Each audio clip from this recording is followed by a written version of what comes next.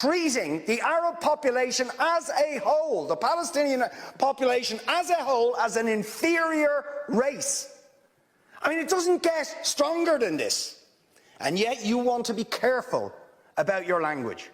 You're happy to correctly use the most strong and robust language to describe the crimes against humanity of Vladimir Putin, but you will not use the same strength of language when it comes to describing Israel's treatment of the Palestinians, when it is now being documented and detailed by two of the most respected human rights organisations in the world, and indeed has been alleged by dozens and dozens of non-governmental organisations, and to be honest, anybody who looks honestly at the decades of brutal, inhumane persecution of the Palestinians, successive assaults on Gaza, the annexation of their land and territory, the systematic application of apartheid rules, you don't want to even use the word apartheid.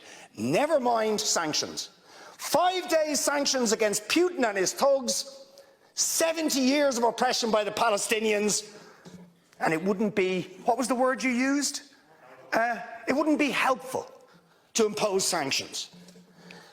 Amnesty International are calling for Israel to be referred to the International Criminal Court for crimes against humanity. Will you support it?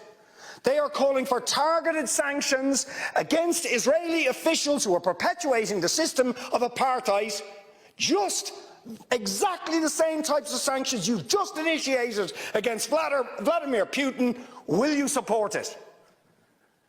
And I think the answer is clearly you're not going to.